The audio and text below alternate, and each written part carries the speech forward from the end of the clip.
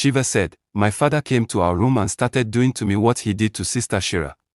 My name is Khalifa. I was only 10 when Mama unalived while giving birth to Shiva, my youngest sister.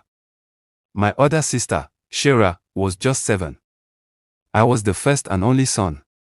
My father was the one taking care of us since my mother was gone. Then one night, he called me into his room and hugged me longer than usual. At first, it felt warm and safe, but then it changed. His hands lingered. His breath was too close. He whispered, "You're my son. You're all I have now." This is how fathers stay close to their sons. I wanted to ask, is this what love feels like? But I didn't. I stayed quiet. Because I didn't know any better, the hugs became routine. The closeness turned into confusion. He started calling me his comfort. He'd hold me in ways I'd seen men hold women in movies. One night, he kissed and touched all over my body and asked me to do same. I told him, "Papa, it doesn't feel right." He looked into my eyes and said, "This is normal. You like it as time goes on." He talked me into doing it with him that night and forced me to give him BWO job. BJ, it's continued that way. I did whatever he wants me to do for him with fear. He forced me to drink with him and sniff white powder. CC hard. I was broken and always crying alone in my room, afraid to say it to anyone. My father would calm me down and told me, "You'd understand when you're older." I believed him. Because I was just a child who didn't know where love ended and where pain began. Then, I accepted my fate and stopped complaining. I did everything bad with my father, thinking I was the only one suffering in our house, until one night, I caught my father coming out of my sister's room. I was 13 years and my sister, Shira, was 10. I went to my sister and saw her crying that night, and she refused talking to me. I went to my father and told him.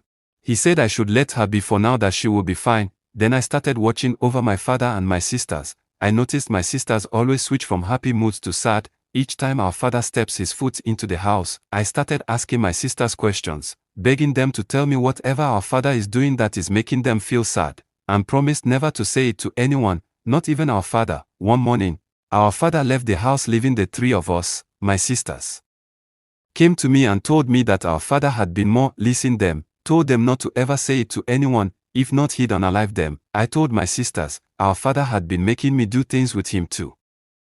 Touches everywhere in my body and made me do same to him. He also forced me to suck his prick. Shira said, my father came to the kitchen and held me from the back and whispered, "My lovely daughter, I love you so much." I told him that I loved him too, so he lingered, and I tried moving away from him. He said, "Stay calm, I'm your father. I will never hurt you if you keep your mouth closed.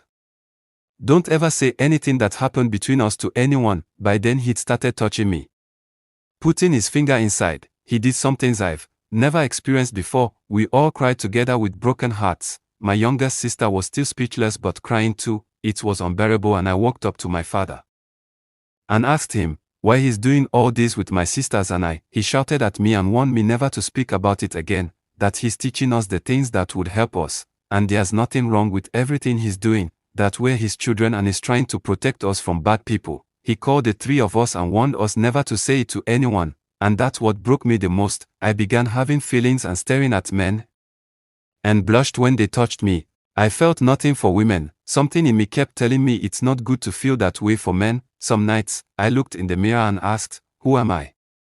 But the mirror never answered me. My sisters and I listened and comforted each other. My youngest sister, Shiva, said, my father came to our room and started doing to me what he did to Sister Shira. I begged him to stop, but he refused. Shira begged on my behalf. He declined. Shira even told him to continue with her and leave me alone, but he insisted and said, "I need to teach her too. Don't worry, I will not hurt you.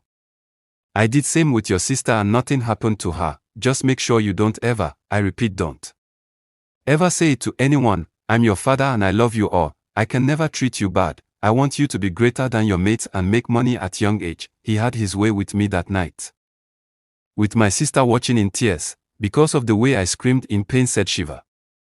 By then I was already 18, Shira was 15, and Shiva, my youngest sister, was 8 years old. While talking, Shiva started crying. We held each other's hands and wished our father would stop, but it became worse than anything I imagined. He started drinking more than usual. He stopped working completely, because he joined his friends in selling hard drug. but wasn't making money from it because he sniffs more than half before making sales. He owed people money, and when they came to collect the money, he offered and gave them my sisters. First, it was Shira, then, when Shiva turned 12. He gave her 2, he told them, use what you have to get what you want. He told them that their bodies were their banks. He made them think they were helping the family. Shiva was just a baby when Mama unalived. Now, she stood in front of me wearing makeup with pain in her eyes that no child should carry. She tried to act strong, but when I hugged her, she broke. She cried into my chest and whispered, I didn't want to. But Papa said if I refused, he'd throw me out. I held her tighter. My hands were shaking. My heart was burning. I wanted to run to Papa and end everything, but I knew revenge wouldn't heal them. My father would lock us in the room for days, to make sure we don't mingle with people, because he was scared we might make friends and tell them what he's been doing to us. We sit outside only when he's around and watching us. Shira and Shiva flinched when men walked too close. I stared at the ceiling, wondering how one man's evil could ruin 3 innocent lives. Sometimes, they asked me, do you think Mama is watching us? I said, yes.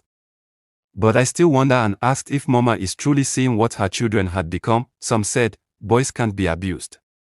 But I have tasted it like food. My father collected just 1,500 Nigerian naira from men, and gave them my sisters in return. Then I wondered if he had a soul at all, but we couldn't help ourselves.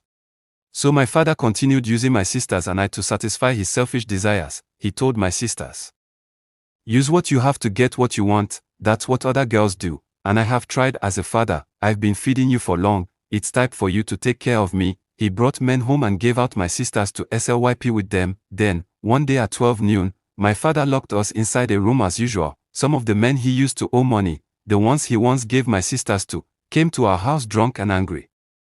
They said he must pay them with money. That they doesn't want my sisters. My father instead they must do it the way they've been doing. They argued and fought, and then one of them pulled a knife.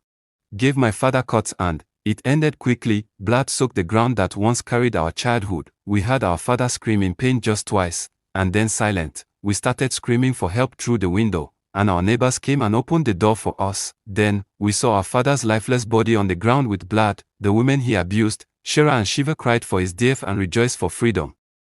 In my heart I said, he got what he deserved. Though I didn't know how to feel, he was my father, but he was also my abuser, the one who broke me. The one who almost destroyed my sisters, so why should I cry? But I did. Not for him, but for what could have been, for the man he could have been.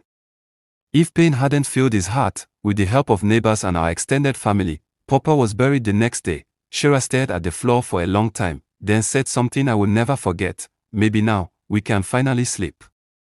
Shiva didn't say anything. She lit a candle at night, and just sat in the light, then said, we were free. But the freedom felt heavy, because even though he was gone, his scars remained in our hearts. We sat beside her and I whispered, I forgive him. Not because he deserved it, but because I do. Even after his death, the healing wasn't easy. They buried Papa under a lonely tree, just outside the compound. I stood far away. I didn't shed much tears, not because I wasn't hurt, but because I had already cried all the tears my body could carry, over the years he stole from me. The love he destroyed.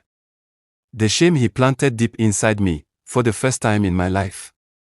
I felt free after his burial, but freedom came with a heavy price. Not long after his death, things changed again. The shelter we were staying in was broken down, and gone with our father. We didn't know what happened to the house. The woman who helped us moved back to her state, and then, just like that, we were separated. Shira was taken by a woman who wanted to adopt her. Shiva was placed in a girls' rehabilitation center, and me, I was taken to a men's home for troubled youth. We promised to stay in touch, we promised to find each other, but time passed. And life moved on. It's been 6 years now, 6 long years since I saw my sisters. I've written letters. I've searched Facebook. I've gone to the village.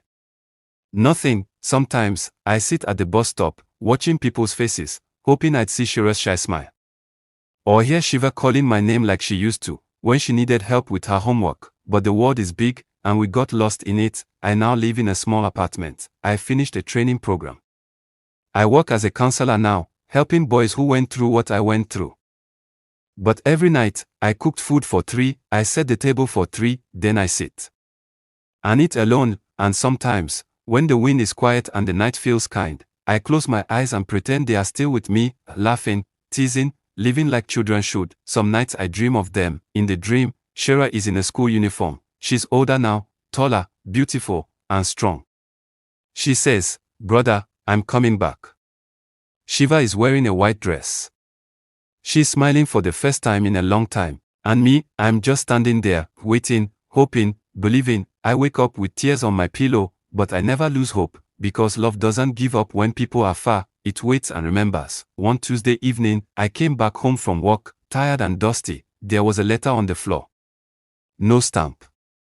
Just my name, written in Shira's handwriting. My hands shook as I opened it. "Dear brother, we've been looking for you too. Shiva is now in school. I'm working at a small hospital. We miss you. We never forgot you. Can we meet next Sunday at Mama's grave?"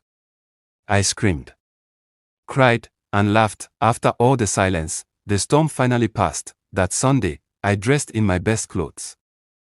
I held a flower in one hand and the letter in the other. As I walked to Mama's grave, my heart beat fast, and then I saw them, Shira and Shiva, standing there, waiting. We didn't say much at first. We just ran to each other and hugged like lost pieces of a broken puzzle finally found again. We cried and held hands. We sat by Mama's grave and told her, "We're back. We made it. And we are going to be okay. Now, we live together again, not in a mansion, not with riches, but with something better, peace." Shiva goes to school. Shira helps at a women's shelter. I write stories and speak at events as a counselor. Our past still follows us, but it no longer controls us. We are not just survivors, we are family.